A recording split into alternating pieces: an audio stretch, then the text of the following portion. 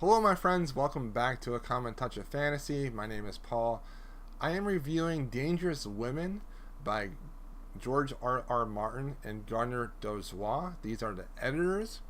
There are 21 stories in this short story collection, and this wasn't that great. I was really disappointed in this.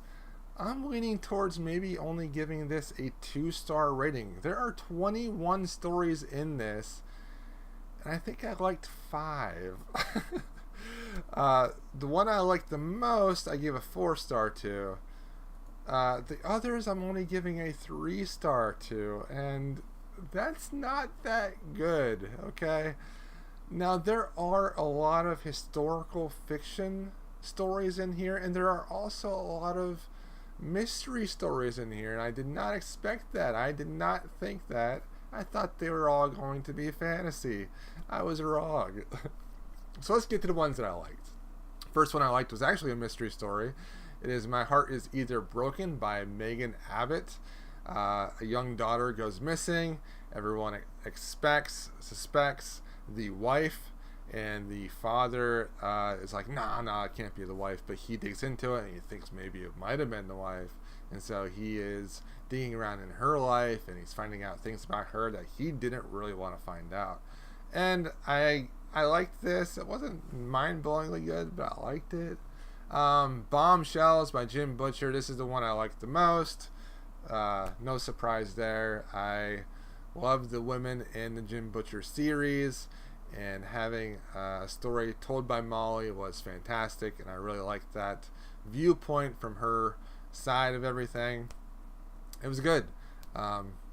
Molly, Andy, and Justine come together to try to save Thomas, and it was pretty good. I liked it.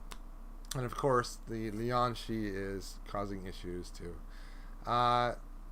Neighbors by Megan Lindholm. There's no surprise here that I like this. Robin Hobb is one of my favorite authors, but this is actually the first story I've read by her under the Megan Lindholm name, and I like this. This woman is getting old. She's trying to hold on to her life, onto her house.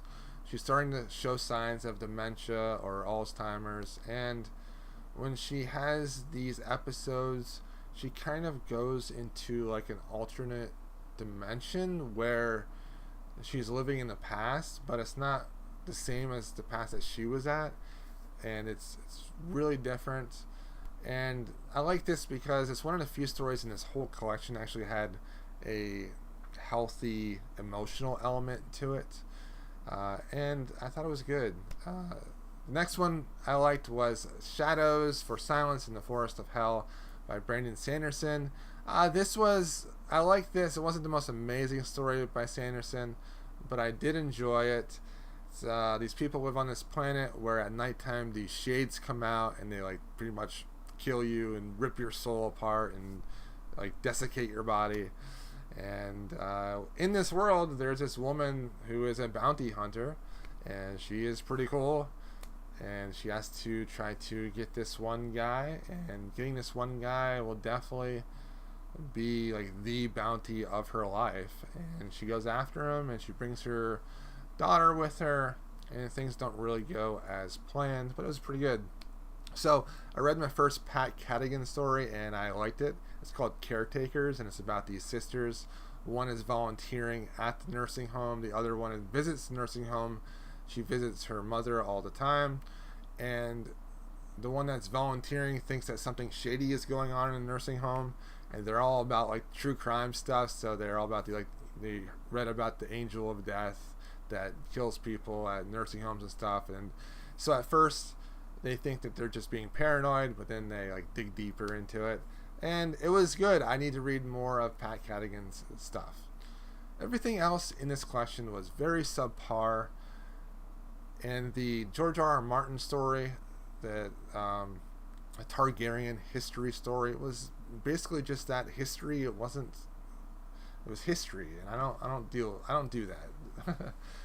The other stories, there was an issue with them, and this is what bothered me about this anthology. It's called Dangerous Women. But in some of these stories, they're putting women into a role that they can't control, that they're being controlled by with men. Men are over them, or men are doing things to them. And in my opinion, if you're making an anthology called Dangerous Women, you should have confident, extremely reliable women that can do things, that are out there making their own decisions, and, you know, being like a bounty hunter from like the Sanderson story, or just being an awesome warrior, or, you know, just doing really cool things and having some independence. And that's what was missing in a lot of these stories, was the women didn't have the independence that they really needed, and they were being controlled by the more dominant men in their lives. Yes, maybe at the end they rose up and took back some of their power, but I don't think that this anthology is really doing what's right when it comes to writing awesome stories about strong women. I just had a bad feeling about it, and that is why most of the stories just didn't work with me. So I can't recommend this at all. The stories that I liked, they were good, but they weren't like mind-blowingly good.